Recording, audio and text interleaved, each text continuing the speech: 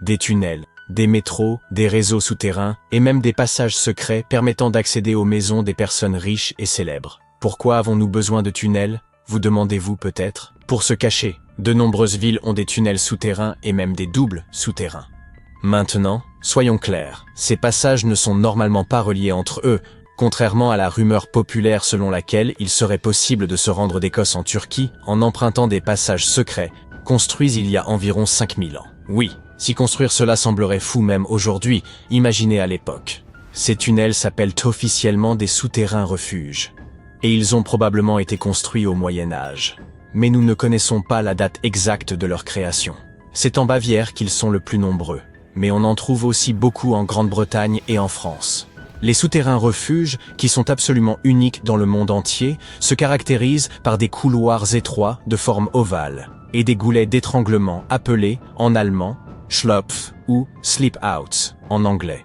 Malgré les spéculations, leur fonction reste un mystère. Cependant, certains de ces tunnels sont équipés de cheminées et même d'évents, ce qui pourrait signifier qu'ils servaient principalement d'abri. Datant du Moyen-Âge, peut-être même du XIIe siècle, les souterrains refuges manquent de marqueurs archéologiques et nous n'avons aucun document historique à leur sujet. Il n'est donc pas surprenant que de nombreuses rumeurs circulent sur leur fonction.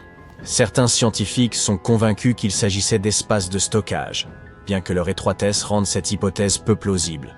D'autres pensent qu'ils servaient de cachette aux agriculteurs lors des invasions tribales. Cependant, le fait qu'ils ne disposent que d'une seule entrée remet en question leur efficacité pour échapper aux menaces. Si vous vous sentez l'âme d'Indiana Jones et que vous souhaitez vous aventurer dans ces tunnels, vous avez de la chance. Quelques structures, comme l'Erdstahlratgeblücken en Autriche, accueillent les visiteurs désireux d'en savoir plus. Cependant, la plupart des souterrains refuges sont fermés au public. Les origines de ces tunnels souterrains restent largement inconnues, tout comme leur véritable fonction. Et si vous vous dites « nous sommes au XXIe siècle, nous pouvons à peu près tout étudier », eh bien, vous vous trompez. Ce qui rend ces tunnels difficiles à comprendre, ce sont leurs dimensions réduites. Les méthodes d'arpentage traditionnelles s'avèrent souvent inadaptées dans de tels espaces. Pour résoudre ce problème, les scientifiques utilisent un appareil portatif équipé d'une caméra RVB, d'un gyroscope et de capteurs de profondeur haute résolution, ce qui leur permet de relever les moindres détails à l'intérieur des tunnels. Ils ont également recours à des techniques modernes telles que la topographie 3D dans l'espoir de découvrir les véritables origines et fonctions de ces tunnels. Une hypothèse suggère même qu'il s'agissait peut-être de logements mal conçus, abandonnés lorsque leurs insuffisances furent devenues évidentes. Pourtant, tout le monde n'est pas tout à fait d'accord avec cette idée. D'autres théories suggèrent qu'ils servaient à des fins spirituelles, tandis que selon l'idée la plus farfelue, ces tunnels seraient des vestiges de civilisations extraterrestres. Les experts pensent toutefois qu'ils servaient simplement à des fins pratiques, pour l'entreposage des biens ou comme cachette contre les pillards. Comme nous n'avons pas d'informations précises sur leur origine, il se peut que n'importe qui, même un paresseux, ait pu les construire. Non, je ne suis pas fou, les paresseux peuvent effectivement construire des tunnels géants. Regardez plutôt, en 2009, un agriculteur du sud du Brésil conduisait son tracteur dans un champ de maïs lorsqu'il s'est soudainement enfoncé dans le sol. Il s'est vite rendu compte qu'il avait traversé le sommet d'un tunnel souterrain. Lorsque les chercheurs sont venus enquêter, ils ont trouvé un passage d'environ 2 mètres de haut sur 2 mètres de large, s'étendant sur environ 15 mètres, et ce juste au-dessous de la maison du fermier. En regardant de plus près, ils ont remarqué de profondes marques de griffes sur les murs. C'était la preuve que le tunnel n'avait pas été creusé par des hommes. Ce que ce fermier avait découvert était un paléofossé de mégafaune, un tunnel préhistorique creusé par des créatures anciennes, comme des paresseux ou des tatous géants, il y a plus de 10 000 ans. Je sais qu'il est difficile d'imaginer ces animaux, mais laissez-moi vous aider. Prenez un hamster. Maintenant, imaginez-le aussi gros qu'un éléphant.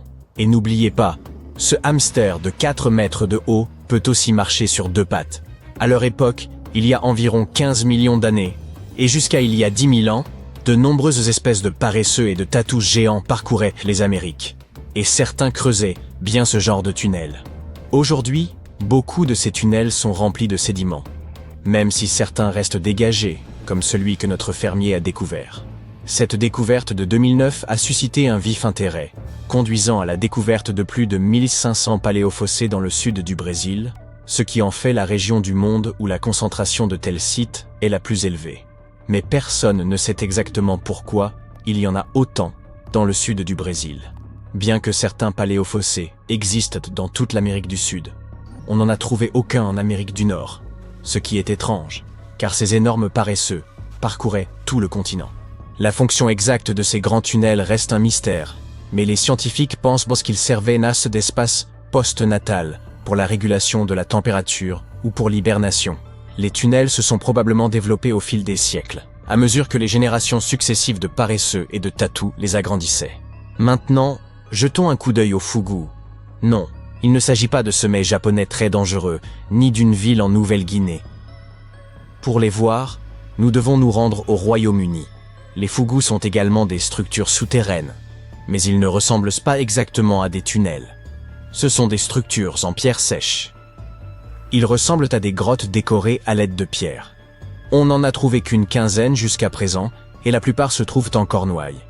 Selon les estimations, ces tunnels auraient été construits il y a environ 2400 ans, et ils sont encore en parfait état, ce qui est vraiment fascinant. À l'époque, les gens ne disposaient pas de machines modernes, et pourtant ces structures sont toujours là. Vous vous imaginez acheter un appartement aujourd'hui et apprendre qu'il sera toujours là dans 2 millénaires et demi? Pour en revenir à nos Fougous, leur fonction supposée n'a rien d'extraordinaire. Ils pouvaient être utilisés à des fins spirituelles, comme cachette ou comme garde-manger. Cette dernière fonction est cependant un peu surprenante.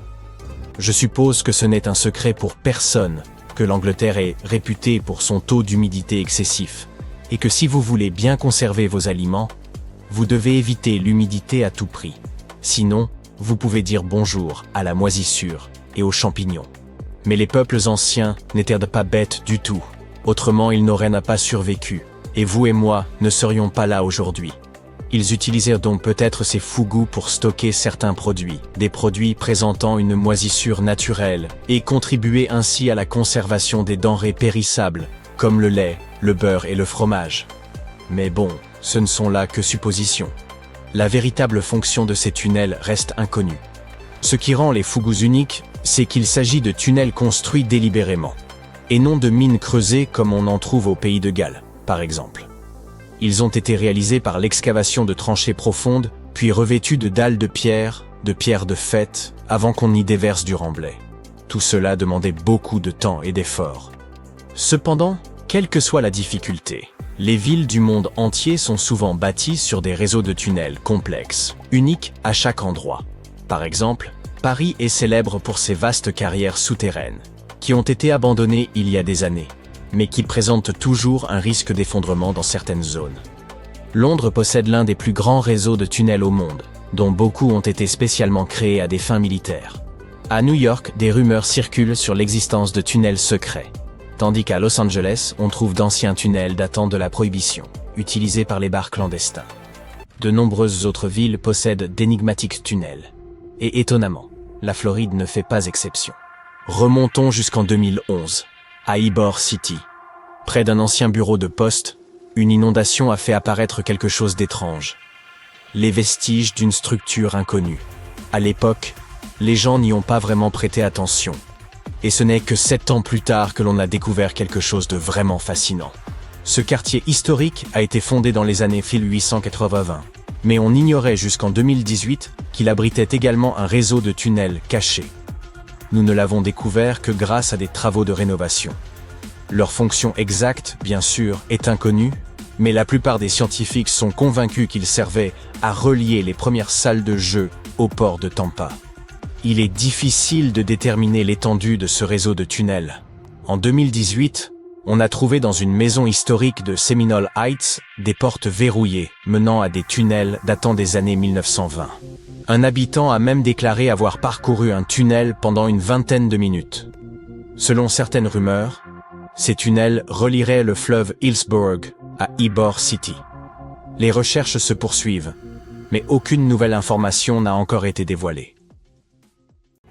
Des chercheurs ont récemment mis au jour des passages secrets conçus par Léonard de Vinci sous un château médiéval d'Italie. En s'appuyant sur un croquis du XVe siècle attribué à l'illustre maestro de la Renaissance, une équipe de scientifiques de l'Université Polytechnique de Milan, associé à Côte-Vantec et au château Sforza, a révélé une merveille architecturale jusqu'ici inexplorée. L'édification du château des Sforza débuta en 1358, mais il fut détruit près d'un siècle plus tard lors d'une succession tumultueuse. En 1450, Francesco Sforza, duc de Milan, entreprit sa reconstruction sur les ruines de l'ancienne forteresse. À sa mort, son fils Ludovico en poursuivit l'embellissement, faisant appel aux plus grands artistes de son époque, dont Léonard de Vinci, auxquels furent confiées les fresques. Les peintures de Léonard, encore visibles aujourd'hui dans la salle de l'Axe, témoignent de son passage au château. Durant cette période, il répertoria également plusieurs passages souterrains dissimulés sous l'enceinte extérieure. L'un de ces croquis, daté entre 1487 et 1486, a été retrouvé à l'Institut de France. D'une précision remarquable, il atteste non seulement de l'intérêt profond de Léonard pour l'architecture militaire, mais aussi de son talent pour documenter les structures existantes. Les archives attestent que Ludovico Sforza fit creuser un passage souterrain menant directement à la basilique Santa Maria del Grazie, où reposait son épouse Béatrice d'Este. Leur mariage, célébré en 1491, fut heureux mais tragiquement écourté lorsque Béatrice mourut en couche en 1497. Effondré par cette perte, le duc s'isola durant des semaines, laissant sa barbe pousser et ne portant plus que des vêtements noirs en signe de deuil.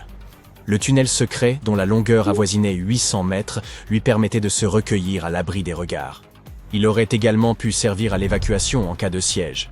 Pendant des siècles, l'existence de ces souterrains demeura l'un des nombreux mystères de la Renaissance, aucune preuve formelle ne venant confirmer leur présence. Les scientifiques ont enfin levé le voile sur cette histoire longtemps restée secrète. Grâce à une combinaison de radars à pénétration de sol et de balayage laser, ils ont pu reconstituer un modèle 3D extrêmement précis des structures enfouies sous le château. Ils ont ainsi identifié les tunnels mentionnés par Léonard de Vinci dans ses esquisses, qui ne constitueraient peut-être qu'un fragment d'un vaste réseau souterrain encore méconnu. Leur ambition est d'élaborer une copie numérique intégrale du château, permettant de visualiser non seulement les constructions préservées, mais aussi celles disparues au fil du temps. Ils envisagent aussi d'intégrer la réalité augmentée au parcours virtuel, afin d'offrir aux visiteurs une immersion inédite dans les passages secrets conçus par Léonard de Vinci. Il demeure incertain que Léonard ait directement contribué à la construction des souterrains récemment mis au jour, mais son génie inventif ne fait aucun doute. En 1502, bien avant l'ère de la photographie et des satellites, il conçut l'une des cartes les plus précises de son temps. À cette époque, César Borgia, fils du pape Alexandre VI, fit appel à lui pour réaliser un plan remarquablement détaillé de la ville d'Imola, située près de Bologne. Jusqu'alors, la cartographie manquait de précision, faute de méthodes fiables, pour retranscrire les distances à une échelle réduite. Plutôt que d'élaborer des cartes véritablement pratiques, les cartographes passaient un temps considérable à les enluminer de motifs comme des dragons, des roses, des châteaux majestueux et toutes sortes d'embellissements. Ces représentations s'apparentaient davantage à des œuvres picturales qu'à de véritables instruments de navigation. Cependant, César Borgia recherchait un outil véritablement fonctionnel, et Léonard révolutionna alors la cartographie. Si l'on compare aujourd'hui les images satellites d'Imola à son plan, la ressemblance est frappante. Il en retranscrivit fidèlement chaque ruelle, chaque courbe des voies, et même les dimensions exactes des bâtiments. Et il accomplit cet exploit entièrement à la main, se servant uniquement d'un crayon, d'une règle, d'un compas et de quelques-unes de ses propres inventions. Afin de recueillir toutes les données nécessaires, il arpenta les rues durant des semaines, muni d'un odomètre, une grande roue qui tournait au gré de ses déplacements et mesurait la distance parcourue grâce à un câble. Il s'appuya également sur une boussole magnétique pour déterminer les orientations avec exactitude. Il mit également au point un instrument nommé la bussola, conçu pour mesurer les angles au sein d'un cercle. Grâce à cet outil, il put analyser avec précision l'orientation des rues, la taille des intersections et la distance séparant les habitations des axes principaux. Une fois rentré, il s'appuya sur ses notes et ses calculs pour dessiner une carte à l'échelle, d'une précision remarquable. Dans ses travaux, Léonard utilisa aussi une technique élaborée par l'humaniste florentin Léon Battista Alberti. Ce dernier avait mis au point une méthode permettant d'inscrire une ville entière dans un cercle grâce aux coordonnées polaires. 8 lignes droites, convergeant vers un centre unique, représentaient les principales directions d'une boussole. Léonard appliqua ce système à la cartographie d'Imola divisant la ville en 8 sections et n'omettant aucun bâtiment, même le plus insignifiant, ce qui fit de sa carte l'une des plus avancées de son époque. L'illustre inventeur nourrissait un rêve ambitieux. Concevoir une machine permettant à l'homme de voler. Il observa minutieusement les oiseaux, les chauves-souris et les cerfs-volants afin d'en comprendre le déplacement dans l'air, puis il dessina une machine volante. L'ornithoptère. Selon lui, en imitant ses mouvements naturels, l'être humain pourrait s'élever dans les cieux. Son prototype évoquait l'apparence d'une chauve-souris, avec 2 grandes ailes effilées d'une envergure dépassant les 10 mètres. Pour garantir l'équilibre entre résistance et légèreté, il envisagea d'en fabriquer l'armature en bois de pin et de la recouvrir de soie brute. Le pilote de l'engin devait s'allonger à plat ventre sur une planche en bois située en son centre. L'activation des ailes nécessitait un pédalier relié à un système de tiges et de poulies, tandis qu'une manivelle supplémentaire permettait d'accroître la puissance.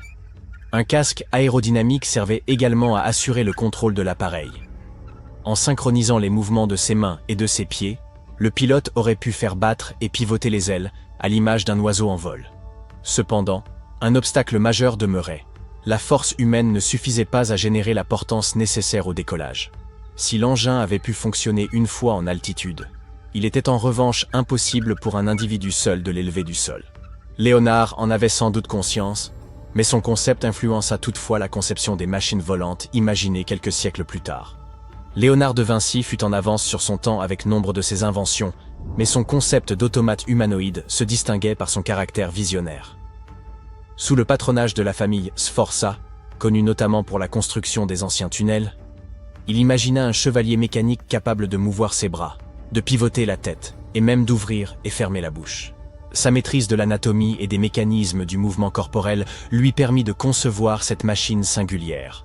Son fonctionnement reposait sur un système externe de câbles, mis en action par une manivelle et complété par un ensemble d'engrenages internes. Environ 450 ans plus tard, dans les années 1950, les croquis détaillés du chevalier mécanique de Vinci furent redécouverts. Des chercheurs tentèrent alors de recréer ce robot à partir des dessins originaux. En 2002, un roboticien du nom de Mark Rosheim, ayant travaillé pour la NASA et Lockheed Martin, s'inspira de ces notes anciennes pour concevoir un modèle fonctionnel du chevalier mécanique de Vinci. Un autre projet conçu par Léonard pour le duc Sforza était un pont innovant, pensé pour être démontable et facilement transportable. Destiné aux troupes en campagne devant franchir rivières et douves, ce pont était conçu pour pivoter au-dessus de l'eau et se poser sur l'autre rive. Il était équipé de roues et d'un système ingénieux de cordes et poulies, permettant de le monter et de le replier tout aussi vite. Pour en assurer la stabilité, il prévoyait l'ajout d'un contrepoids spécifique. Dans ses notes, Léonard décrivit son pont comme léger mais solide et en conçut plusieurs variantes pour le duc. Parmi ses autres créations figurait un modèle de pont à assemblage ultra rapide, conçu pour permettre aux troupes de franchir successivement plusieurs cours d'eau. Alors que les scientifiques poursuivent l'exploration des passages secrets imaginés par Léonard de Vinci, de nouveaux pans de l'histoire humaine émergent. Qui sait quelles autres merveilles architecturales enfouies restent encore à découvrir? Quand tu entends parler de ruines anciennes, tu ne les imagines jamais suspendues quelque part, ou simplement accrochées à la branche d'un arbre, n'est-ce pas? En fait, pour la plupart des objets anciens que nous avons exposés dans les musées du monde entier, les archéologues ont fait un travail de fouille impressionnant. Tu vois, les bâtiments ont cette drôle de façon de se dégrader avec le temps si l'on n'en prend pas soin correctement. Parfois, nous devons réutiliser certains matériaux de construction, et une bâtisse plus ancienne peut alors être sacrifiée dans le processus. D'autres fois, les maisons sont abandonnées, et dès qu'elles sont exposées aux éléments en surface, comme la pluie ou le soleil, elles n'ont plus aucune chance. Certaines s'écroulent tout simplement sous l'effet de la bonne vieille érosion. La seule façon pour un édifice de survivre à l'épreuve du temps est d'être enterré en profondeur. Mais comment ces architectures finissent-elles par être enterrées? C'est une véritable comédie d'erreurs. Les villes anciennes avaient l'habitude d'élever progressivement le niveau de leur sol, comme un enfant qui ajoute des garnitures à sa coupe glacée. En effet, ces colonies étaient toujours occupées à collecter de la nourriture et des matériaux de construction pour faire face à l'augmentation constante de leur population. Mais qui a le temps de s'occuper des déchets et des ordures? À l'époque, ce n'était pas vraiment une priorité sur leur liste de tâches. Ainsi, lorsqu'il s'agissait de construire de nouvelles maisons, les civilisations anciennes économisaient leur sueur et leurs larmes, en empilant les décombres et en construisant directement dessus. Mais ce n'est pas tout. De temps en temps, les rivières entrent en crue et déposent une couche de sédiments sur le sol des villes. Cela a pour effet d'encapsuler encore davantage ces anciennes constructions. Et dans les régions sèches, comme le désert, où le vent aime à montrer ses mouvements de danse de sable et de poussière, tu peux parier que c'était une lutte constante pour garder les établissements propres. Un exemple hilarant est celui du Sphinx, dont la tête était enfouie dans le sable jusqu'à ce qu'un groupe d'archéologues le mette au jour en 1917.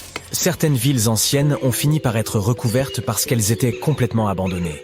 Avec moins d'activité humaine pour contrôler leur expansion, les graines de plantes n'ont pas pu résister à l'opportunité et ont germé un peu partout. Elles ont absorbé le dioxyde de carbone de l'air et se sont développées, ajoutant de plus en plus de volume au sol. Scieuses racines effrontées ont même décidé de stabiliser le sol constitué de matière végétale en décomposition, créant ainsi plusieurs couches de terre. C'est comme si Mère Nature s'était lancée dans un ultime projet de bricolage, avec les plantes comme fidèles auxiliaires. Fouiller dans les secrets des civilisations anciennes, ce n'est pas seulement déterrer un monde perdu, c'est aussi une quête épique pour révéler les trésors cachés sous les couches de l'histoire.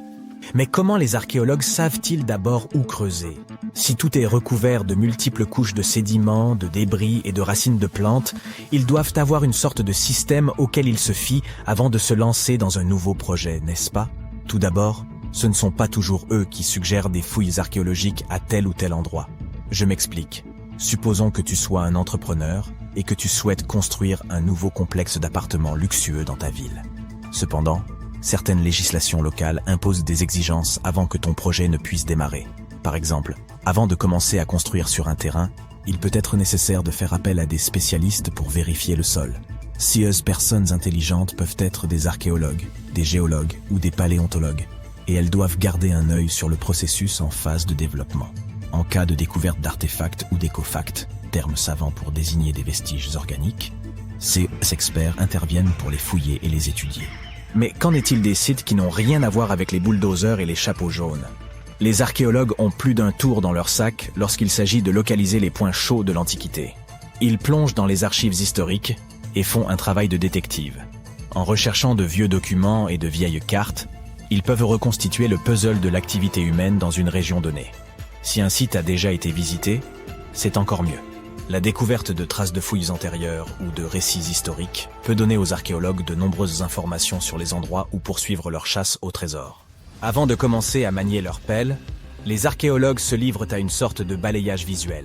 Armés d'un système de quadrillage, ils se promènent sur le site, à l'affût de tout artefact susceptible de se cacher juste sous la couche supérieure de la terre. Qu'il s'agisse d'outils en pierre taillée, de verres historiques ou même d'anciennes décharges, oui, elles ont aussi de la valeur. Ces explorateurs à l'œil vif peuvent repérer des signes d'activité humaine plus rapidement que la plupart des gens.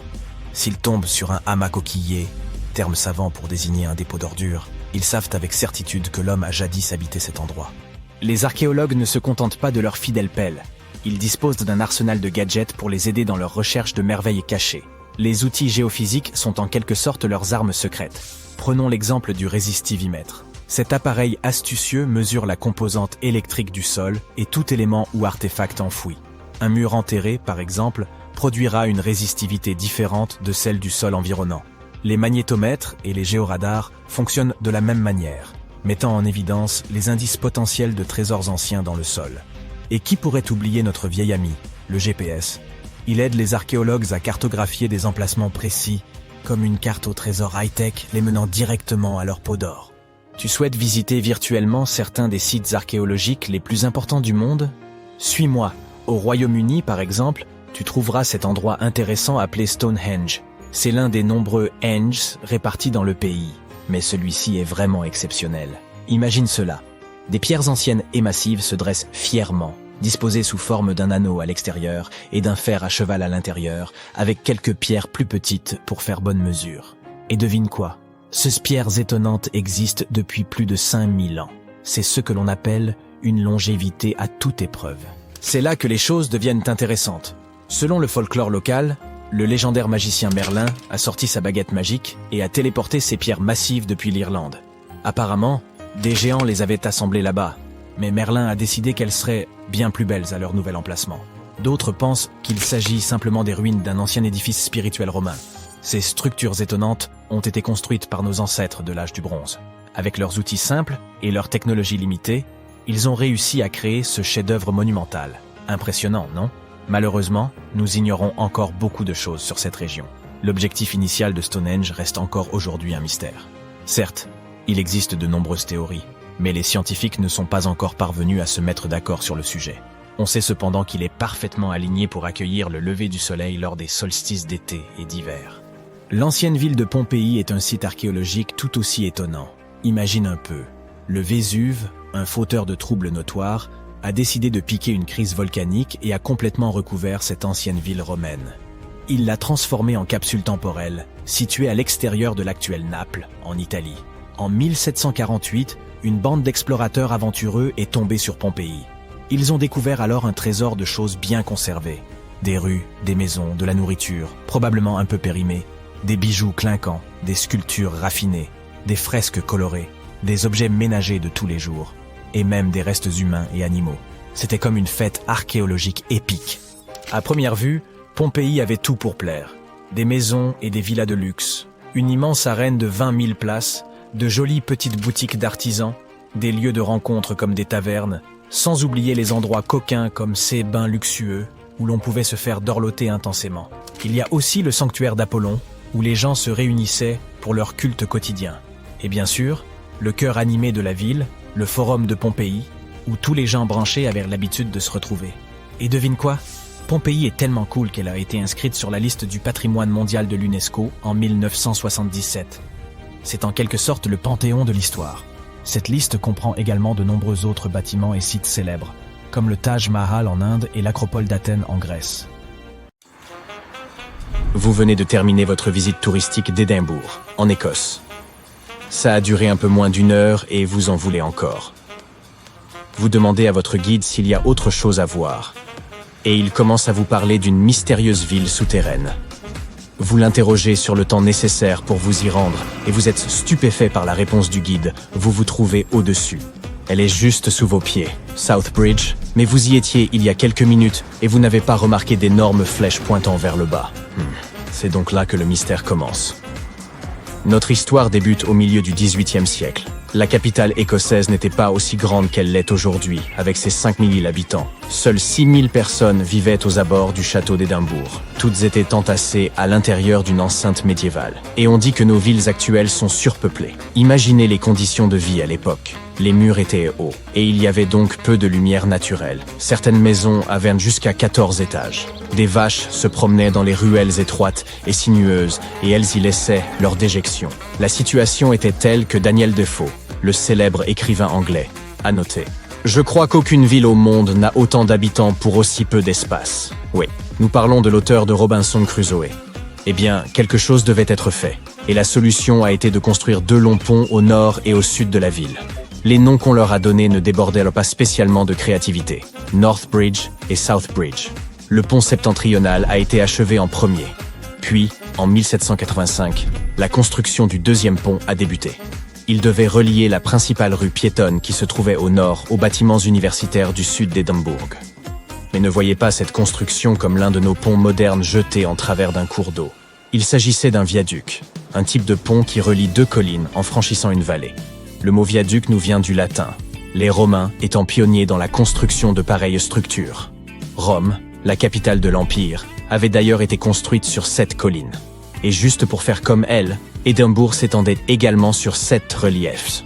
Seuls 2 sont encore visibles aujourd'hui car la ville n'a cessé de s'agrandir. La construction de South Bridge, au XVIIIe siècle, a été un véritable tour de force d'ingénierie. Il n'a fallu que 3 ans à ses constructeurs pour l'achever, entre 1785 et 1788. 19 arches de pierre enjambaient un gouffre pouvant atteindre jusqu'à 10 mètres de profondeur. Et sa longueur? Plus de 300 mètres. Impressionnant, même selon nos critères actuels. Mais qu'a à voir ce viaduc vieux de 2 siècles et demi avec une ville souterraine? Eh bien, c'est lui la ville. Car voyez-vous, South Bridge a été conçu pour être creux. Lorsque vous arpentez cette rue aujourd'hui, il y a en réalité une énorme cavité, faite par l'homme, sous vos pieds. Un nom populaire pour cet enchaînement de chambres souterraines est The Edinburgh Vaults. Mais quelle était la fonction de cet espace? Et y a-t-il encore quelque chose ou quelqu'un là maintenant? Prenons les choses dans l'ordre. L'idée originale des constructeurs était que ces voûtes servent de boutique aux marchands. Au début, tout se passait bien. Les commerçants utilisaient un total de 120 arcades en guise de boutique et d'entrepôts. On y trouvait des ateliers, des cordonneries et des tavernes. Mais avec le temps, un défaut majeur de conception est apparu. Il y avait des infiltrations dans la pierre et les voûtes étaient constamment humides. Des inondations se sont même produites, car les constructeurs avaient oublié de rendre la structure étanche. Les marchands craignaient donc que l'eau n'endommage leurs précieux fonds de commerce. Et après seulement quelques années, les premiers locataires ont commencé à déménager. Une fois que le commerce légitime a déserté ses voûtes, ce sont les pauvres de la ville qui y ont élu domicile. Et pas que, mais toutes sortes de gens louches. Les historiens ne savent pas grand-chose de cette période, car il n'en existe pas de traces écrites. Mais même les squatteurs ont bientôt dû partir. Comment pouvait-on vivre sous ces voûtes si l'on ne pouvait pas y faire affaire ? L'endroit était froid et humide, et il n'y avait pas de ventilation, d'assainissement des eaux ou de lumière naturelle. Ça sentait vraiment mauvais. Le pire cauchemar de tout agent immobilier. 30 ans seulement après leur achèvement, les voûtes de Southbridge ont fini par être abandonnées une fois pour toutes. Mais au niveau de la rue, la vie se poursuivait comme d'habitude. Les autorités ont choisi de combler les voûtes de décombres pour des raisons de sécurité. Enfouies et oubliées, le souvenir d'un quartier marchand, autrefois grouillant d'activité à Édimbourg, s'est lentement estompé dans l'esprit des gens. C'est là que l'histoire devient un peu étrange. Dans les années 1980, un joueur de rugby écossais nommé Norrie Rowan a découvert par accident un tunnel menant aux voûtes. L'athlète n'a pas perdu de temps et a commencé à y effectuer des fouilles avec l'aide de son fils. Plusieurs tonnes de décombres et une décennie plus tard, les voûtes de Southbridge retrouvaient leur gloire d'antan. Enfin, pour ainsi dire. Elles étaient de nouveau sombres et humides, comme elles l'avaient été au XVIIIe siècle. De nombreuses découvertes intéressantes ont été faites dans cette ville souterraine. Les voûtes étaient jonchées de coquilles d'huîtres, qui constituaient le régime alimentaire standard d'un membre de la classe ouvrière d'Édimbourg à l'époque. D'autres trouvailles, telles que des chaussures et des bouteilles vides, suggéraient que des gens avaient réellement vécu dans ces lieux oppressants.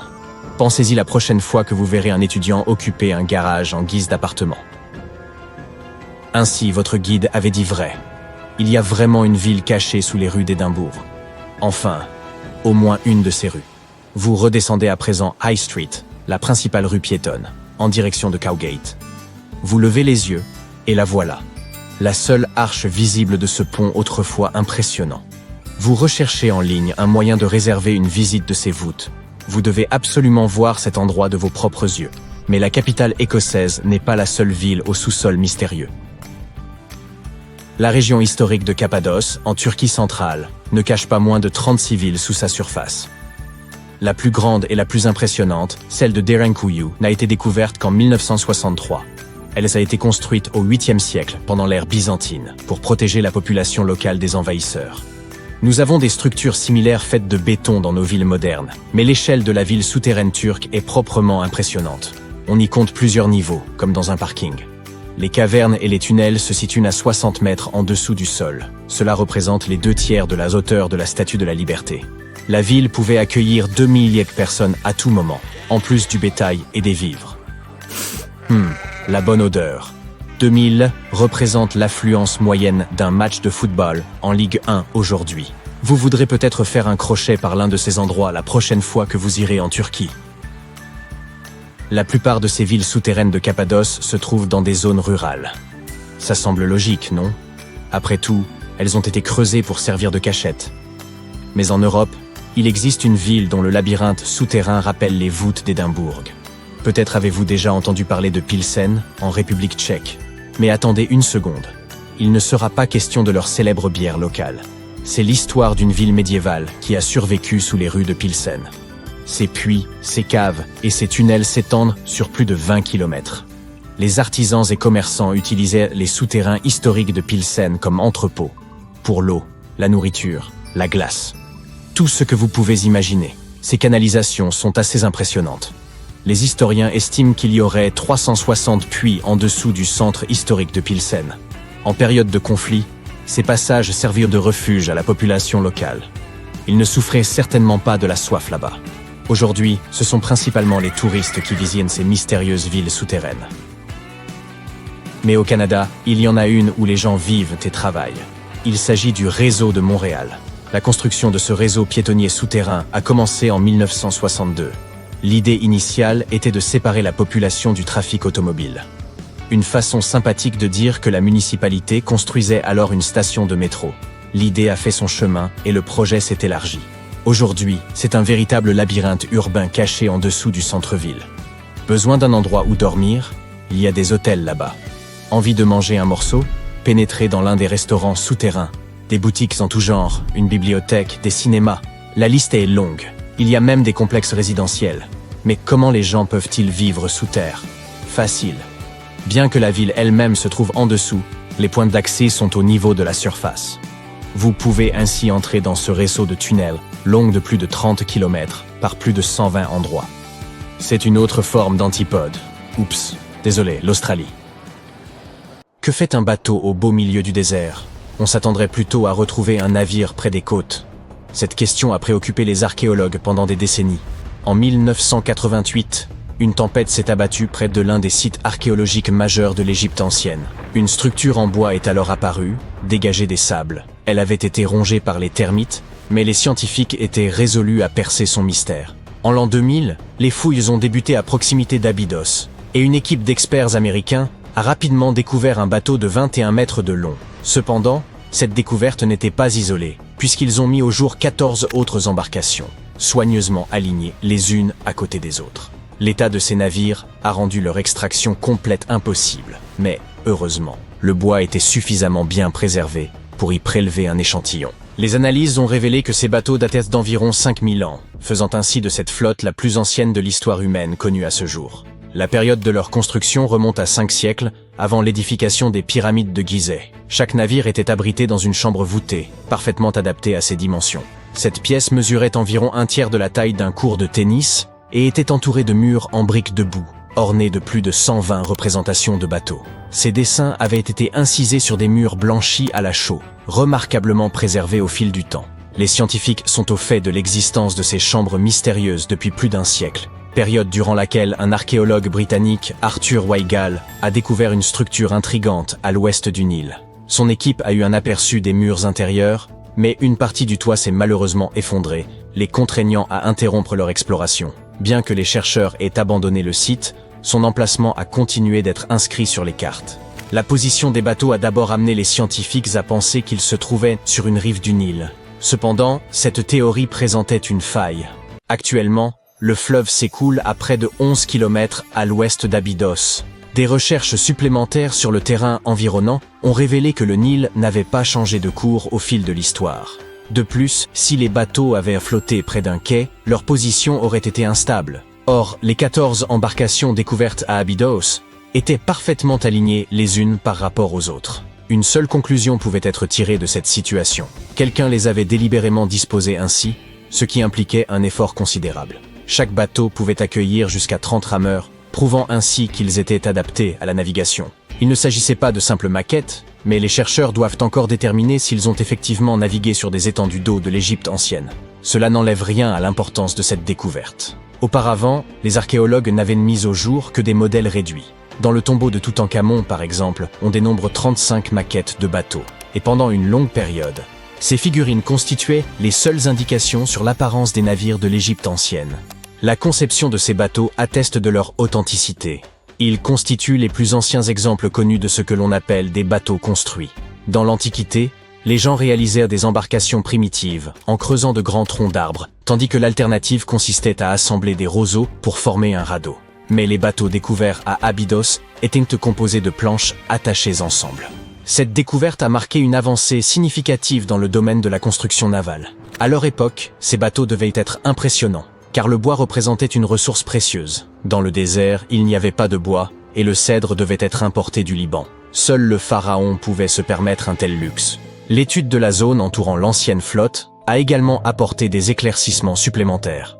Les scientifiques ont découvert une structure en briques de boue dédiée au culte du pharaon, et sa date de construction approximative coïncide avec celle des bateaux en bois. Les mêmes briques utilisées pour édifier ce bâtiment ont également servi à enfermer la flotte.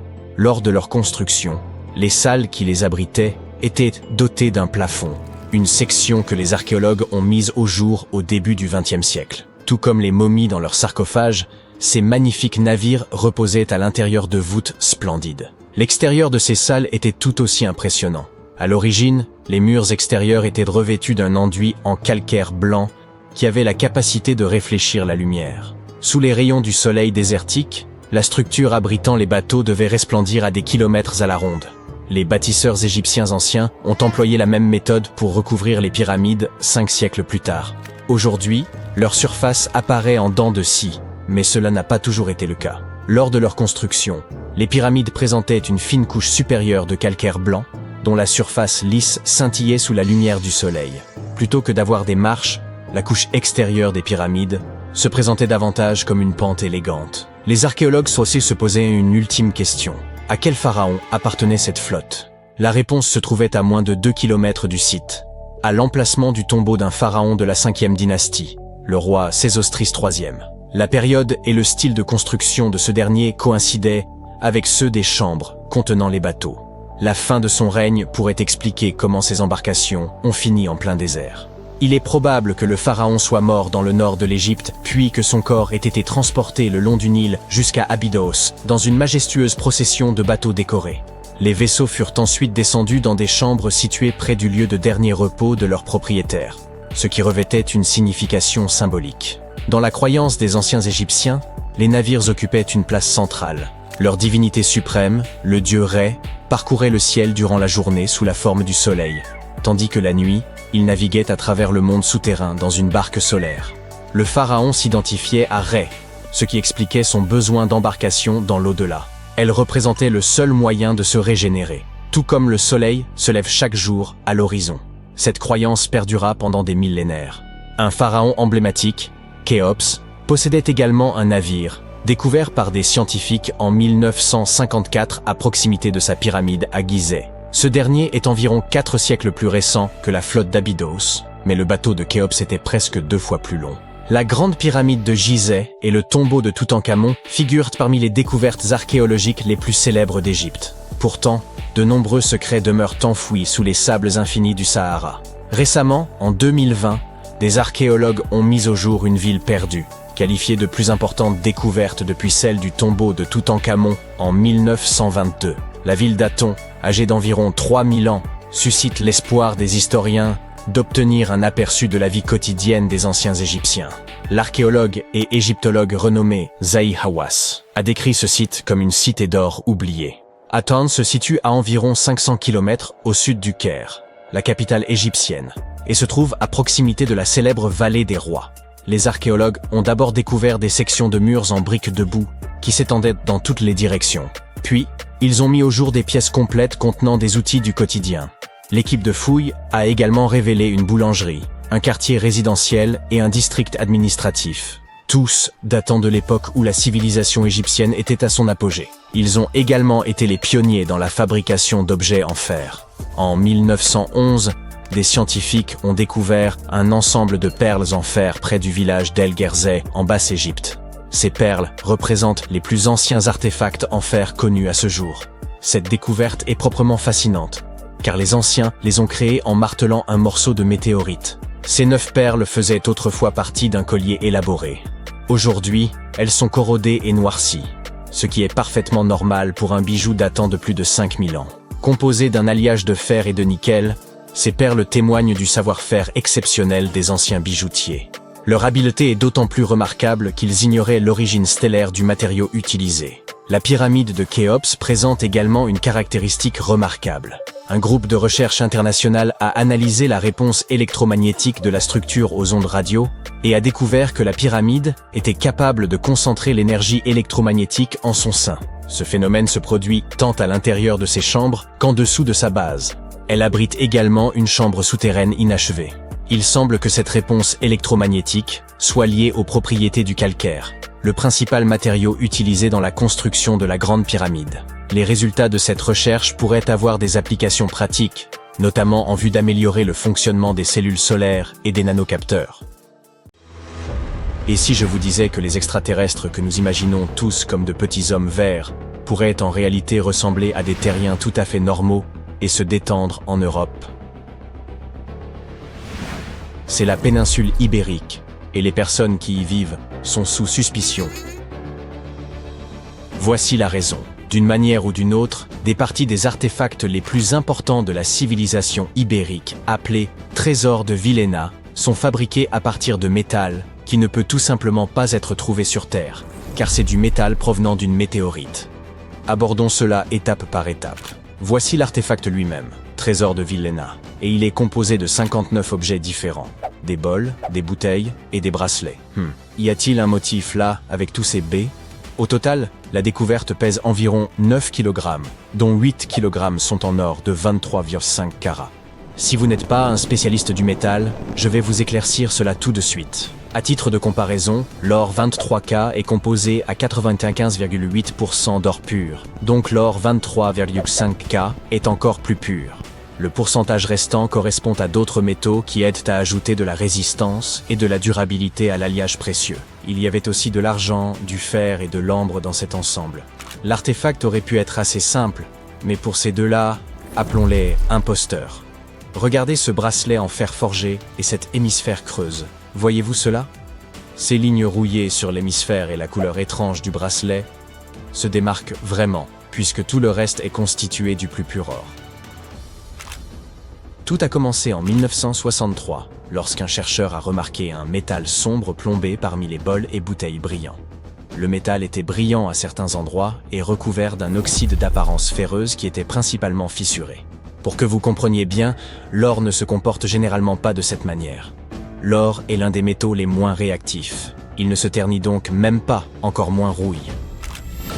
Pour déterminer d'où provenait ce fer suspect, les chercheurs ont utilisé la spectrométrie de masse, qui examine le rapport masse-charge des molécules. Leurs découvertes ont montré que le nickel dans le fer est similaire à celui que l'on trouve dans le fer météoritique.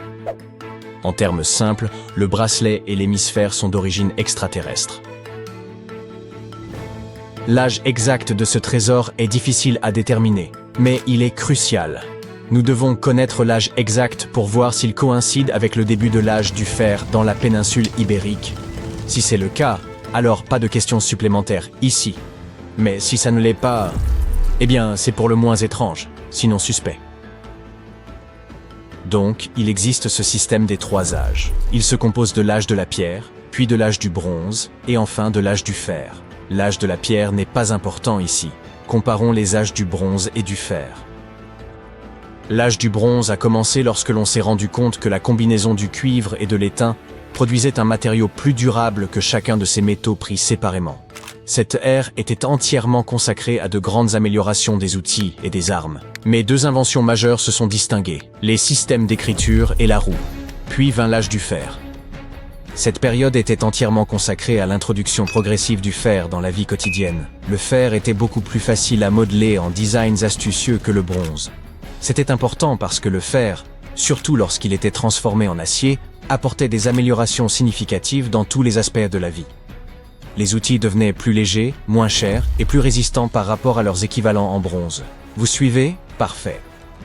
Ainsi, les chercheurs ont longtemps débattu de savoir si le trésor remonte à l'ère post-argarique ou à la dernière partie de l'âge du bronze.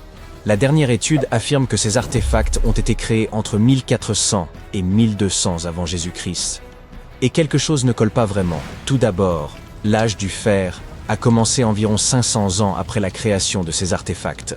De plus, les anciens artisans ne pouvaient pas savoir à l'époque comment travailler avec des métaux qui sont arrivés sur Terre il y a environ 1 million d'années. Et bien que les dates soient vraiment difficiles à expliquer, il existe une explication logique pour l'artisanat. La théorie ici est que ces métallurgistes avaient simplement accès à la météorite tombée, et ainsi ils pouvaient bien l'étudier et découvrir ses propriétés avant de l'utiliser à des fins décoratives. Ils auraient pu le découvrir par essai et erreur, et une fois qu'ils savaient exactement comment travailler avec ce métal extraterrestre, ils ont procédé à orner les artefacts avec lui. De plus, il y avait les Phéniciens qui ont contribué à leur artisanat. Il est vrai que les peuples ibériques travaillaient le métal et fabriquaient de la poterie bien avant que les Phéniciens ne s'installent sur la péninsule. Mais l'arrivée de nouvelles techniques de travail des métaux et l'introduction du tour de potier leur ont permis de produire des biens de meilleure qualité beaucoup plus rapidement qu'auparavant. Alors, nous avons découvert les origines extraterrestres des artefacts ibériques Mais devinez quoi? Cette zone est toujours suspecte. La raison en est la langue qu'ils parlaient. Vous voyez, pour la plupart des langues modernes utilisées aujourd'hui, il y aura toujours une proto-langue. Par exemple, pour l'italien, l'espagnol et le français, c'est le latin, d'où leur similitude. Mais attendez, l'ibérique était largement parlé, là où se trouve l'Espagne moderne.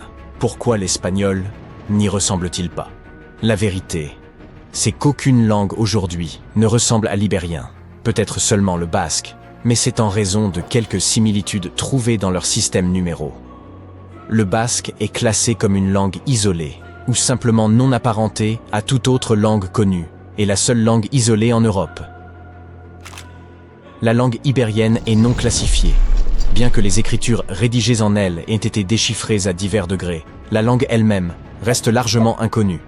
Et regarde l'alphabet qu'avaient les Ibériens, on dirait qu'il n'appartient pas vraiment à notre planète. Oh, attends un peu, celui-ci pourrait être un peu tiré par les cheveux. Quand les Phéniciens sont arrivés sur la péninsule, ils ont apporté leur alphabet pour les Ibères. Mais honnêtement, les Ibères n'étaient probablement pas enclins à simplement copier le système d'écriture de quelqu'un d'autre, alors ils l'ont modifié jusqu'à ce qu'il paraisse complètement différent. Disons juste qu'ils ont pris un peu d'inspiration et s'en sont allés avec. Bien que les linguistes puissent deviner dans une certaine mesure comment la plupart des caractères sonnaient, traduire réellement la langue reste totalement impossible.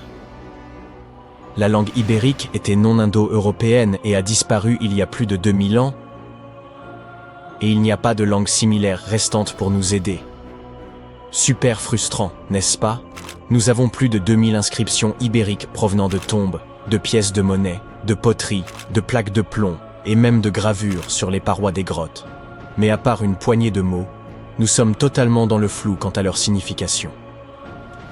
Si nous pouvions comprendre leur langue, nous aurions peut-être appris qu'ils étaient de grands penseurs et tout.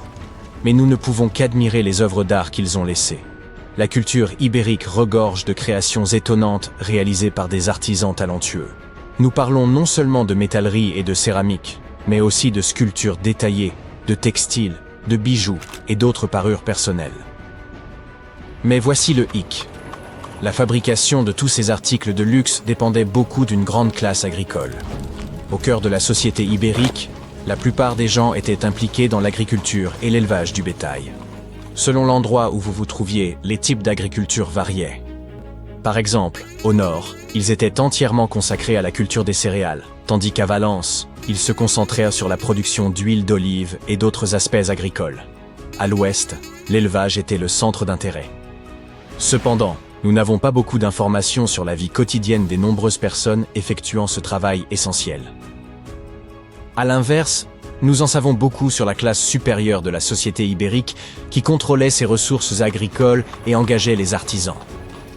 Dès le 7e siècle avant notre ère, nous commençons à observer un groupe de princes ibériques qui vivaient une vie de luxe, commerçaient avec les Phéniciens et profitaient d'objets de luxe sophistiqués. Vous pouvez reconnaître cette classe d'élite à travers leurs pratiques funéraires. La crémation était la méthode privilégiée pour les funérailles parmi les Ibères, et les individus riches étaient souvent trouvés dans les cimetières, avec toutes sortes de biens somptueux et de sculptures funéraires qui nous donnent un aperçu de la mode et des coiffures des riches. Fait intéressant, à partir du 6e siècle avant notre ère, il y a eu une baisse notable du nombre de sépultures reconnaissables, ce qui suggère que ces coutumes funéraires élaborées sont devenues plus exclusives à une petite élite. Pendant ce temps, le destin de la majorité, agriculteurs, artisans, soldats et ouvriers qui constituaient une grande partie de la population, reste en partie un mystère. Il s'agissait autrefois d'une civilisation assez avancée, mais elle a disparu sans laisser de traces. Les chercheurs pensent que cela pourrait être dû à un énorme tremblement de terre, mais jusqu'à présent, nous n'en sommes pas sûrs. Le désert du Sahara ressemble à un film de Mad Max, chaleur torride, dunes infinies et un paysage dévasté en général. Un endroit où personne ne pourrait vivre, n'est-ce pas? Eh bien, oubliez tout ce que vous en savez, car il y a 5000 ans, le Sahara était un paradis luxuriant de prairies, lacs et rivières, et abritait une civilisation fantôme qui a disparu sans laisser de traces. Notre histoire commence dans les années 1930, lorsqu'un explorateur hongrois est tombé sur une grotte au milieu du Sahara. À l'intérieur, il a découvert quelque chose de bizarre. Des peintures rupestres anciennes représentant des personnes nageant dans un lac, entourées de girafes, d'hippopotames et de crocodiles. À l'époque, tout le monde a haussé les épaules, en considérant cela comme une représentation symbolique de l'au-delà. Car, franchement, qui pourrait imaginer un lac dans le Sahara ? Avance rapide d'environ 70 ans plus tard, lorsqu'un groupe d'archéologues a fait une découverte qui a renversé la situation. Dans un abri sous roche en Libye, ils ont mis au jour 15 momies, ainsi que des paniers, des pots en céramique et d'autres objets du quotidien. Cela peut sembler des déchets préhistoriques pour la plupart des gens. Mais pour les archéologues, c'était comme découvrir une pièce à conviction clé. Ces personnes ne faisaient pas que passer par là. Elles vivaient ici. Vous voyez, ce n'était pas n'importe quelle momie, elle faisait partie des plus anciens humains naturellement momifiés jamais découverts, datant de plus de 7000 ans. Ha ha ha, prends ça, Égypte. 2 d'entre elles avaient encore un ADN lisible. Préservé grâce à un rare processus de momification naturelle, presque un miracle compte tenu de la capacité du climat du Sahara à transformer tout en viande séchée. Les scientifiques ont eu du mal pendant un certain temps à comprendre d'où provenaient ces momies, car l'ADN mitochondrial qu'ils avaient récupéré n'était pas du tout utile. Mais grâce au progrès scientifique, ils ont finalement réussi à effectuer une analyse génomique complète qui a révélé d'étranges secrets. Ces personnes appartenaient à une lignée humaine qui était complètement inconnue, et elles ont vécu isolées du reste de l'humanité pendant des milliers d'années. Pendant des décennies, les chercheurs ont supposé que l'endroit où ils vivaient, le Sahara vert, était comme une autoroute préhistorique, un couloir luxuriant que les humains et les animaux utilisaient pour migrer entre l'Afrique subsaharienne et la Méditerranée. Mais les momies ont démoli cette théorie comme un hippopotame assis sur un château de sable. Leur ADN ne montrait aucun mélange génétique avec des migrants subsahariens et eurasiens, gardant leur gène pur pendant 7000 ans. Leurs plus proches parents génétiques n'étaient pas leurs voisins vivant juste en dessous du célèbre désert, mais certains anciens chasseurs-cueilleurs du Maroc, et même des individus qui vivaient en République tchèque, alors qu'elle n'était même pas encore un pays, il y a 50 000 ans. Nous ne sommes pas encore sortis d'affaire car ces momies portaient également de minuscules traces d'ADN de Néandertal, seulement 10% de la quantité trouvée chez les Eurasiens modernes. Si vous avez fait attention à l'école, alors vous savez que les Néandertaliens vivaient en Europe et en Asie, et que les premiers humains ne se mélangeaient avec eux qu'après avoir migré hors d'Afrique. Mais ces gens du Sahara vert n'ont jamais quitté l'Afrique. Alors comment ont-ils acquis des gènes de Néandertal ? La théorie dominante est que leurs ancêtres se sont mêlés aux Néandertaliens en Afrique du Nord il y a 50 000 ans avant de s'installer dans le Sahara et de couper les contacts avec le monde extérieur. Les archéologues ont également trouvé des os de bétail et des outils en pierre et en bois dans cet abri sous roche, prouvant que ces personnes menaient une vie pastorale florissante. Cette découverte a laissé les scientifiques perplexes pendant un certain temps, car, voyez-vous, la domestication des animaux ne s'était pas développée en Afrique. Alors, comment ont-ils appris cela s'ils ne se sont jamais mêlés à quiconque ? Avaient-ils des tutoriels YouTube anciens ? Probablement pas. Les chercheurs pensent qu'ils ont dû échanger des connaissances avec des groupes voisins, mais uniquement des connaissances, pas de salive. Il est presque difficile de croire qu'aucun étranger ne s'est mêlé à eux. Après tout, qui ne voudrait pas vivre dans une civilisation prospère, au milieu d'un paradis vert, en buvant du lait, en mangeant de la viande et même en utilisant le sang animal comme source de protéines. Miam! Ils n'avaient pas besoin de chasser pour chaque repas, grâce à leur bétail, et l'eau abondante rendait la vie vraiment agréable. Et pourtant, ils n'épousaient jamais d'étrangers.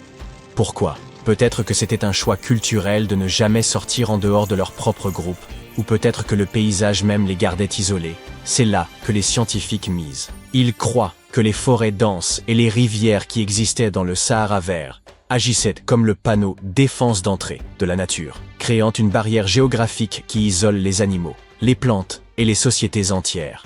Cette isolation est la raison pour laquelle leurs gènes étaient si uniques. Ces gens-là n'échangeaient pas de baisers avec qui que ce soit d'autre. Mais cette capsule temporelle génétique a failli ne pas survivre. Pendant la majeure partie de la dernière ère glaciaire, le Sahara était encore plus impitoyable qu'aujourd'hui, une véritable zone morte où les humains ne pouvaient pas survivre. Il y a 70 000 ans, même les gens les plus résistants ont disparu, se retirant vers la vallée du Nil et la côte méditerranéenne. Pourquoi ? Parce que la Terre était un tyran climatique. D'énormes glaciers ont volé toute l'humidité, affaiblissant les moussons jusqu'à ce que les nuages de pluie atteignent à peine l'Afrique du Nord. Puis vinrent les coups de grâce, des armadas d'icebergs ont inondé l'Atlantique Nord, déclenchant des sécheresses dévastatrices à chaque fois. C'était l'ultime époque du défense d'entrée du Sahara. Maintenant, vous vous demandez probablement comment le Sahara est devenu vert après tout cela, pour redevenir ensuite un désert. Eh bien, tout a commencé il y a 15 000 ans. Je n'étais pas là à cette époque, lorsque la Terre se libérait de la dernière ère glaciaire. L'axe de notre planète était un peu instable, et à cause de cela, l'hémisphère nord s'est rapproché du Soleil, recevant ainsi plus de lumière et de chaleur. Cet été éternel a transformé l'Afrique du Nord en un gigantesque aimant à humidité, attirant l'eau de l'Atlantique et la faisant pleuvoir sur le Sahara. Le résultat de cette quantité incroyable de pluie fut une savane luxuriante, dotée de lacs de la taille de petits pays. Mais la période humide africaine n'était pas juste un miracle ponctuel. La vérité est que ce passage éternel entre le vert et le désert a eu lieu plus de 230 fois dans le Sahara depuis que le désert est né. Lors de l'un de ces événements, le Sahara s'est même étendu, devenant plus grand qu'il ne l'est aujourd'hui. Donc, lorsque le Sahara vert a fait son apparition, vous pouvez parier qu'il a apporté la transformation ultime de l'écosystème. Ce n'était pas juste une légère couche de gazon. On parle d'une véritable métamorphose. La transformation était si complète qu'elle a même remodelé les populations animales. Les guépards ont soudainement eu du mal avec les nouvelles dynamiques de proie, tandis que les rongeurs, comme la souris multimammaire, prospéraient dans les prairies devenues soudainement abondantes. C'était comme un Tom et Jerry inversé. Mais n'emballez pas encore vos maillots de bain préhistoriques, ce paradis avait des dents. Le Sahara était un labyrinthe écologique de rivières infestées de crocodiles, de moustiques porteurs de la malaria, et de grands félins tapis dans les hautes herbes. Le traverser aurait été comme jouer à une version réelle de Hippoglouton. C'est probablement pourquoi davantage de groupes ne se sont pas installés de manière permanente. Le climat du Sahara a basculé entre des périodes humides et sèches tous les 20 000 ans. Difficile d'appeler cela un code postal stable. Pour la plupart des anciens peuples, il était plus judicieux de considérer le Sahara vert comme un buffet à volonté, prendre les ressources et partir avant que le désert ne revienne. Cependant, cette période du Sahara vert a duré 10 000 ans, laissant à nos bergers mystérieux beaucoup de temps pour prospérer. Mais il y a environ 5 000 ans, l'axe de la Terre a de nouveau changé, les pluies se sont éloignées, et le Sahara s'est asséché plus vite qu'une flaque d'eau en juillet.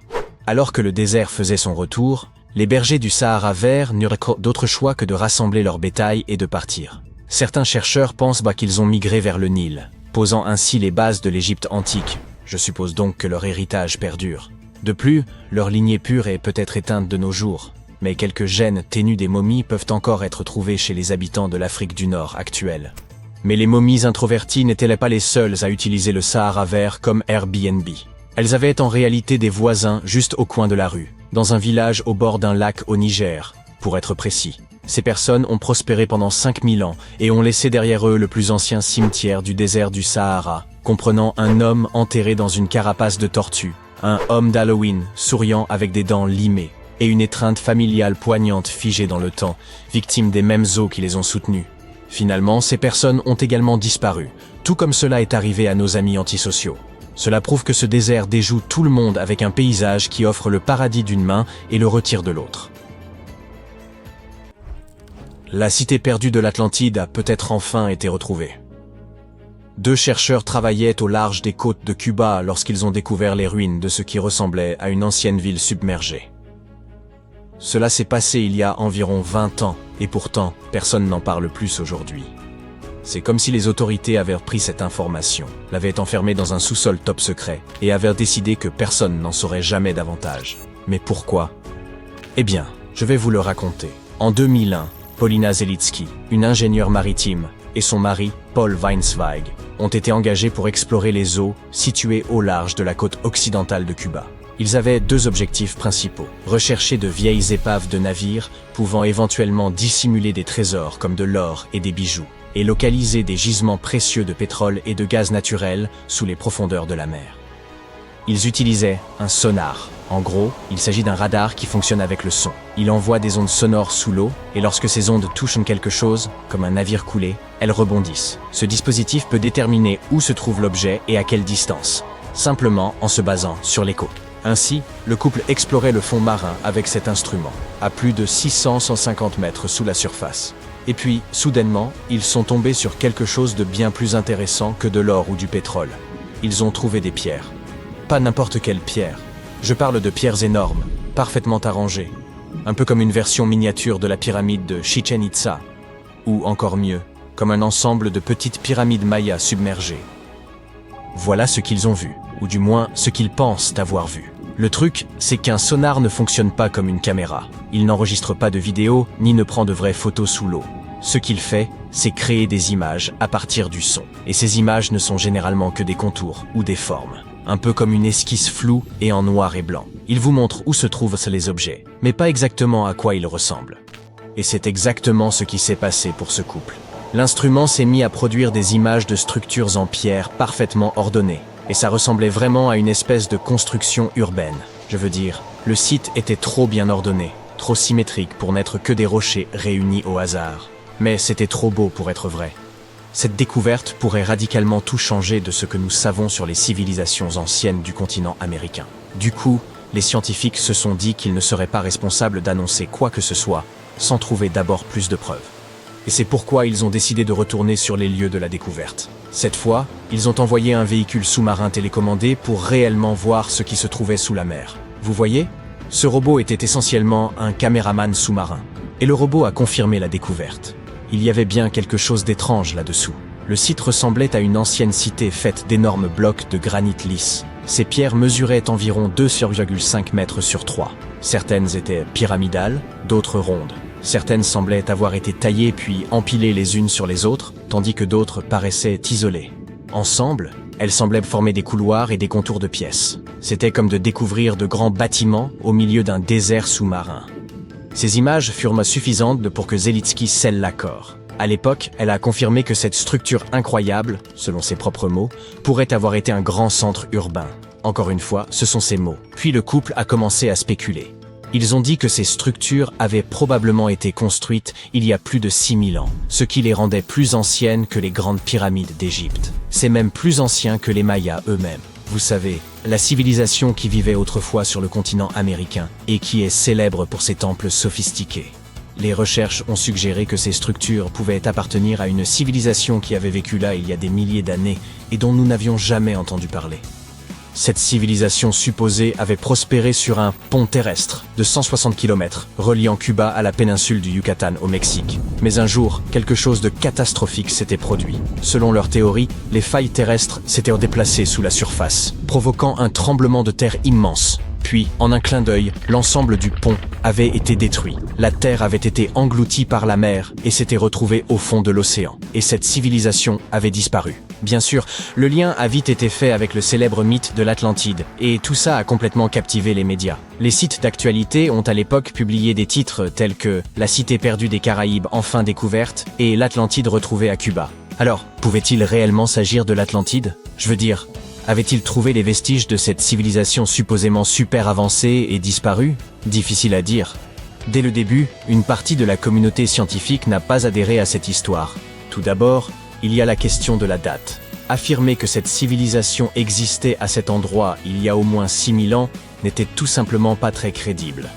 Ensuite, des archéologues européens ont soutenu que les pierres qu'ils avaient trouvées, en utilisant leur sonar, pouvaient être du calcaire naturel, et non du granit parfaitement sculpté. Et troisièmement, c'était trop profond. Même avec cette théorie des failles terrestres qui s'ouvrent et engloutissent tout, il est difficile d'expliquer comment une ville entière a pu se retrouver enfouie si profondément dans l'océan. Prenez par exemple Héracléon, en Égypte, une véritable ville portuaire antique submergée. Aujourd'hui, elle se trouve à seulement 6 mètres sous l'eau. Mais cette prétendue Atlantide est située à des profondeurs comprises entre 610 et 750 mètres. Vous voyez à quel point c'est différent, n'est-ce pas ? Les scientifiques pensent qu'il aurait fallu environ 50 000 ans pour que de telles structures en pierre s'enfoncent jusqu'à une telle profondeur. Et, selon les experts, aucune civilisation connue datant de cette époque n'avait la capacité de construire de telles structures. Mais pour Zelitsky, oui, c'était possible. Elle croyait toujours à la théorie des failles pour expliquer comment ce site s'était retrouvé au fond de l'océan si rapidement. Les grands mouvements de plaques tectoniques de la Terre sont généralement suivis par des phénomènes tels que des éruptions volcaniques et des tremblements de terre. Donc, selon elle, un événement puissant était survenu, et l'affaissement de l'île se serait produit très rapidement. Cette théorie du tremblement de terre pourrait également expliquer pourquoi certains des mégalithes présents au fond de la mer semblent ordonnés, tandis que d'autres ne le sont pas. Mais pour réellement prouver tout ça, ils avaient besoin d'un robot spécialement conçu pour descendre une nouvelle fois et prélever des échantillons de roches et de sédiments. De cette manière, ils seraient en mesure de déterminer l'âge des pierres, et peut-être même de trouver des signes de vie humaine, tels que des gravures, des sculptures et des artefacts. Le problème est que percer ces structures n'est pas facile. Elles ressemblent à du granit, et forer du granit aussi profondément sous l'eau est extrêmement difficile. Mais surtout, ils avaient besoin d'argent pour le faire. De beaucoup d'argent. Peut-être n'ont-ils tout simplement jamais obtenu le financement nécessaire. Parce que même avec tout ce battage médiatique initial, on n'a jamais plus entendu parler d'exploration ou d'études sur le sujet. Et cet étrange silence a suscité beaucoup de spéculations. Certains se sont même demandé si l'histoire n'avait pas été intentionnellement étouffée, comme si les autorités avaient voulu enterrer cette découverte, comme si cette cité sous-marine avait été construite par une sorte d'être supérieur extraterrestre, et qu'on avait voulu nous le cacher. Mais à vrai dire, le meilleur argument selon lequel il s'agissait bien là d'une ville perdue, c'est que la nature n'aurait certainement pas pu construire quelque chose d'aussi symétrique. Les géologues ont essayé de trouver des explications naturelles, ou du moins des exemples similaires dans d'autres parties du monde, mais ils n'ont pas réussi. Toutefois, le simple fait que nous n'ayons pas trouvé d'explication ne signifie pas que l'hypothèse naturelle soit impossible. La nature peut créer des choses assez surprenantes et inattendues. Alors honnêtement, les arguments du type « c'est trop parfait pour être naturel » sont plutôt faibles. Ce qui s'est probablement passé, c'est que les experts n'étaient tout simplement pas convaincus qu'il s'agissait réellement d'une ville engloutie. Et c'est probablement la raison pour laquelle personne n'a accepté de financer la suite des recherches. Au fil du temps, l'engouement s'est estompé, l'histoire a disparu, et le site est retombé dans le silence. Et sans données supplémentaires, la véritable nature de ces formations sous-marines au large des côtes cubaines est restée un mystère. Le lac Michigan est reconnu comme l'un des plus vastes et énigmatiques lacs d'eau douce des États-Unis. Récemment, dans ses profondeurs, les scientifiques ont mis au jour une découverte inexpliquée. D'immenses cratères circulaires éparpillés au fond du lac. Tout a débuté en 2022, lorsqu'une équipe de chercheurs entreprit de cartographier le fond du lac Michigan et d'y rechercher des épaves. Ils s'attendaient à y trouver un paysage typique fait de rochers ou de bancs de sable. Cependant, ce qu'ils ont aperçu sur leur sonar les a laissés sans voix. Des structures circulaires si parfaites qu'elles semblaient presque défier les lois de la nature. Ces formations se trouvent à environ 150 mètres sous la surface, dans des zones où l'eau devient opaque et insondable. Elles sont impressionnantes par leur taille, mesurant entre 90 et 180 mètres de diamètre, avec une profondeur pouvant atteindre 12 mètres. Et il y en a des dizaines, disposées avec une régularité surprenante, évoquant d'étranges empreintes. Mais l'équipe demeure perplexe quant à leur origine. Puis, en août 2024, le mystère s'est encore épaissi. Grâce à un véhicule télécommandé, les chercheurs ont pu examiner ces structures de plus près. Ils ont ainsi recensé une quarantaine de ces formations, totalement inédites dans l'histoire des Grands Lacs. Quelle pourrait être l'origine de ces cratères ? Serait-il possible qu'ils soient les traces d'un ancien événement géologique tombé dans l'oubli ? Si tel est le cas, il est intriguant de constater qu'ils soient demeurés intacts, préservés des perturbations au fil du temps. Différentes hypothèses ont émergé. Parmi elles, la possibilité qu'il s'agisse de dolines, ces effondrements soudains de la surface terrestre qui laissent apparaître des cavités béantes. La roche située sous la surface, souvent constituée de calcaire, se dissout lentement sous l'effet de l'eau, ce qui génère des cavités souterraines. Lorsque la surface située au-dessus de ces cavités devient incapable de supporter son propre poids, elle finit par s'effondrer, formant ainsi un trou. Imaginez cela comme lorsque vous enfoncez une paille à travers l'opercule d'une boisson. Les dolines peuvent être des creux modestes ou des cavités gigantesques pouvant atteindre jusqu'à 600 mètres de diamètre. Elles peuvent se former peu à peu ou apparaître brusquement. Parfois, elles sont capables d'engloutir des voitures, voire des bâtiments entiers. Le lac Michigan repose sur un substrat rocheux, composé de calcaire, une roche qui s'érode facilement sous l'action de l'eau.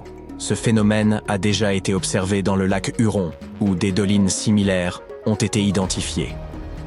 Cependant, cette théorie présente certaines incohérences, pour ne pas dire des failles. Il est ainsi étonnant que toutes ces formations soient aussi imposantes. Et il est inhabituel, voire rare, que des dolines se forment dans le lit d'un lac.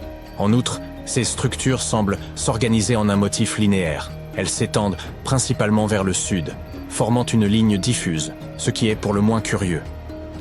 Si ces formations sont réellement des dolines, elles semblent défier les règles de la géologie.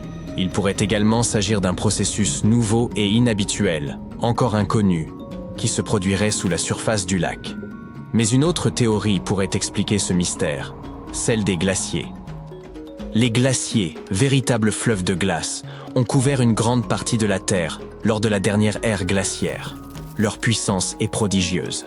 Bien qu'ils avancent lentement, parfois de seulement quelques centimètres par jour, leur poids colossal leur permet de remodeler entièrement des paysages au fil des millénaires. En avançant, les glaciers broient et creusent les terrains situés sous eux, tels d'immenses bulldozers naturels. Leur masse, combinée à leur mouvement inexorable, érode tout sur son passage, qu'il s'agisse de roches, de sol ou même du substrat rocheux. Ce processus peut aboutir à la formation de profondes entailles dans la croûte terrestre, appelées vallées glaciaires. Durant l'âge de glace, de nombreux glaciers recouvraient le nord des États-Unis, y compris la région des Grands Lacs. S'ils ont traversé ce qui est aujourd'hui le lac Michigan, il est possible qu'ils aient creusé ces trous profonds. Les glaciers se déplacent généralement de manière relativement rectiligne. En avançant, ils érodent le terrain, mais l'intensité de l'érosion varie en fonction de la nature du substrat rocheux. Par exemple, les zones où la roche est plus tendre ou fracturée sont plus facilement sculptées et comprimées par le glacier, ce qui pourrait expliquer pourquoi certains trous sont plus grands et profonds que d'autres, les substrats rocheux plus durs étant moins affectés. Cependant, cette érosion ne génère généralement que de larges dépressions en forme de croissant, et non de vastes cratères circulaires comme ceux observés dans le lac Michigan. Une fois les glaciers fondus, les grands lacs se sont formés. Si les cratères se sont effectivement le résultat de l'activité glaciaire, il est possible qu'ils aient été submergés, devenant ainsi partie intégrante du lac Michigan. Mais cette théorie reste spéculative et nécessite davantage de preuves. Il existe toutefois une autre dimension à ce mystère. Ces cratères ne sont pas seulement des formations intrigantes. Ils pourraient en réalité renfermer de précieux indices sur les premières formes de vie terrestre. Certaines parties du lac Michigan, notamment les zones sombres, présentent une faible teneur en oxygène. On pourrait les considérer comme une version édulcorée des environnements océaniques profonds, souvent caractérisés par une grande absence d'oxygène. Par exemple, les évents hydrothermaux des grands fonds, des ouvertures sous-marines dans la croûte terrestre, contenant de l'eau chaude et minéralisée, et où l'oxygène est souvent rare. Or, certains organismes prospèrent dans des milieux comme ceux-ci. Par exemple, les Mysidae, de minuscules créatures semblables à des crevettes vivant dans les eaux froides et profondes. Et, à l'image des opossums, elles possèdent une poche pour transporter leurs petits. Ou encore, les Cotoidea des profondeurs, de petits poissons sédentaires qui prospèrent également dans les lacs froids. Ces créatures sont parfaitement adaptées à la vie dans les eaux sombres et restent généralement proches du fond du lac. On compte aussi d'étranges organismes, tels que les moules quagga invasives, qui s'apparentent à des coquillages.